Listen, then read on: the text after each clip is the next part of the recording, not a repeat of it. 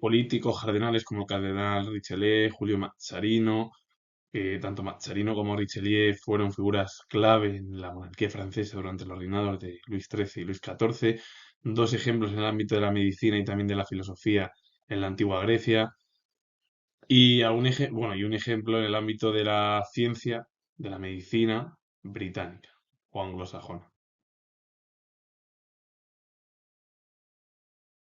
El primer ejemplo perteneció a la Edad Antigua. Galeno fue filósofo y médico griego. Su pensamiento ejerció una profunda influencia en la medicina practicada del Imperio Bizantino, que se extendió con posterioridad a Oriente Medio para acabar llegando a la Europa medieval, donde pervivió hasta bien entrado el siglo XVII. Estamos hablando que duró desde la Edad Media hasta la Edad Moderna. Galeno fue uno de los principales médicos, además, más importantes aparte de filósofo, y todo su pensamiento ejerció una mayor penetración primero en Bizancio y a partir de ahí en Oriente Medio y luego ya se trasladó al mundo occidental. Hipócrates de Cos fue médico griego, según la tradición descendía de una estirpe de magos de la isla de Cos y estaba directamente emparentado con Esculapio, el dios griego de la medicina, contemporáneo de figuras importantes en el mundo intelectual de la antigua Grecia como fueron Sócrates y Platón, dos de los principales filósofos del mundo occidental, junto con Aristóteles, y este lo citó en diversas ocasiones en sus obras, sobre todo Platón. Al parecer, durante su juventud visitó Egipto, donde se familiarizó con los trabajos de los médicos que la tradición atribuyó a Imhotep.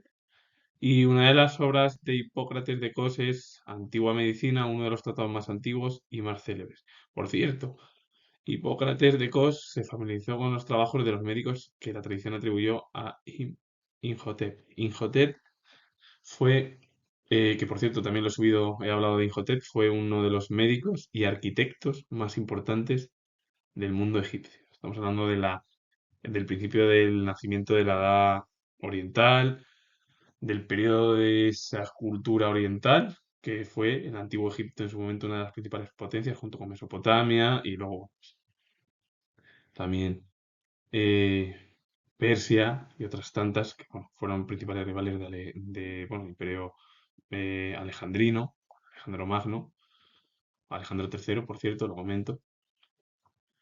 Y bueno, pues Hipócrates de Cos fue uno de los principales médicos del ámbito del mundo griego y bueno, pues, estuvo en la misma era que Sócrates, Platón. Platón incluso lo citó, porque Platón citaba incluso a su propio maestro y otras figuras del ámbito de la antigua Grecia. Y ambos dejaron huella, tanto Galeno como Hipócrates, en el ámbito del pensamiento y también de las ciencias del mundo occidental, del nacimiento. Edmund Waller fue poeta británico, primo de Oliver Cromwell y miembro del Parlamento. Se unió al Partido de los Descontentos, pero pronto se pasó a la causa del monarca y organizó un complot conocido por su nombre, que desembocó en 1643 en su arresto y en el de sus cómplices, a los que traicionó, por lo que fue castigado con una multa y el exilio. Su obra poética fue sencilla, correcta, fue elogiada por otro escritor, John Dryden, de la cultura anglosajona.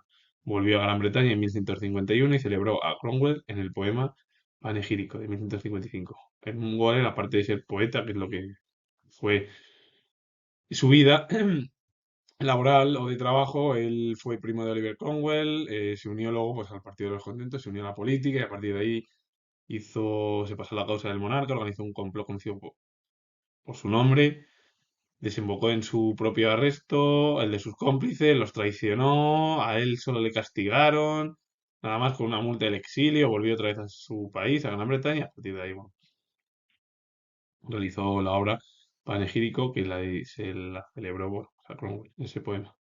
Julio Mazzarino fue cardenal italiano, estuvo al servicio de la monarquía francesa, que ejerció el poder en los primeros años del reinado de Luis XIV, el Rey Sol, como se le conoció. Procedente de una familia siciliana, cliente de los Colonna, estudió en la Universidad de Alcalá, es decir, que estuvo aquí en España y en la Comunidad de Madrid estudiando y trabajó en la diplomacia papal. Sus misiones diplomáticas le pusieron en contacto con el cardenal Richelieu, que reparó en su talento político. El favorito del monarca Luis XIII le protegió, naturalizándole francés en 1639, haciéndole cardenal sin ser siquiera sacerdote en 1141 y recomendándoselo al monarca en su testamento en 1642. Julio Mazzarino prácticamente realizó toda su vida en el ámbito de la monarquía como político francesa.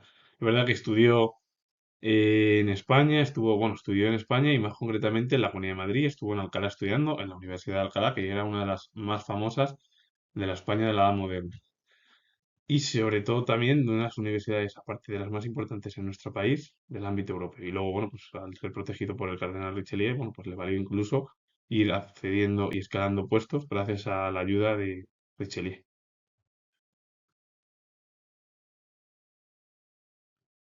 El cardenal Richelieu fue prelado francés, ejerció el poder como ministro del monarca Luis XIII de Francia, procedente de una familia de Poitou. Entró en la carrera eclesiástica para evitar que su familia perdiera las rentas del obispado de Luzón en 1606. Participó en los Estados Generales de 1614, que ahora voy a explicar luego después, cuando termine de hablar de Richelieu, qué es lo que pasó luego con la Revolución Francesa. Un puntillo, una pincelada. Y momento en el que la reina regente María de Medici reparó su talento y le reclutó al servicio de la monarquía. Fue secretario de Estado, ministro de Interior y de Guerra en 1616, pero tuvo que dejar el cargo cuando el joven monarca Luis XIII quiso tomar en su propia mano los asuntos de gobierno, desterrando a la reina madre a Blois en 1117. Los Estados Generales se reunieron en 1614 y la última vez que se reunieron antes de la caída de la monarquía francesa ya y del absolutismo en Francia fueron en 1788, que fue justo un año antes del estallido de la Revolución Francesa y la caída de los Borbones. Es verdad que después de Napoleón Bonaparte volvieron otra vez los Borbones con Luis XIV, Luis XVIII y Carlos X. Y luego, bueno, la dinastía Orleans con Luis Felipe I de Francia. Pues los Estados Generales, al final, después de casi 300 años, 1788, no se volvieron a reunir en la monarquía francesa. William Harvey fue médico y fisiólogo británico. Descubrió el funcionamiento del sistema circulatorio. Tras graduarse en Cambridge en 1597, viajó a Padua para estudiar en su escuela de medicina, considerada la mejor de Europa. A su regreso a Gran Bretaña, obtuvo el permiso para ejercer la profesión médica. En 1104 ingresó en el Royal College de Londres. En 1607, gracias a su matrimonio con la hija del médico personal del monarca Jacobo I, entró como residente en el hospital de St. Bartholomew, donde desarrolló la mayor parte de su carrera profesional y científica.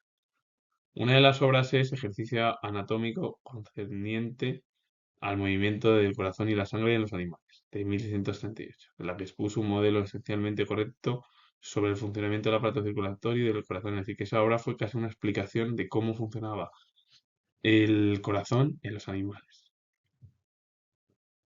Y bueno, comentar de William Harvey, fue uno de los médicos y fisiólogos más importantes de la cultura anglosajona, también europea y del mundo occidental, aunque estudió en la Universidad de Padua, es decir, en Padua, en Italia, porque Italia era la cuna casi, bueno, desde la época medieval, aunque su época más gloriosa en el ámbito italiano fue el humanismo, el Renacimiento y todo lo que surgió durante la Edad Moderna europea, donde la cuna de la mm, cultura o de los intelectuales nació en Italia y de ahí se extendió al resto del continente europeo. Y con ello finalizo. Comentar que soy historiador y si os ha gustado este vídeo relacionado con ejemplos en la edad antigua, en la edad moderna, del mundo occidental, darle a like, suscribiros, poner comentarios y vuelvo a repetir que soy historiador y nos vemos en el próximo vídeo.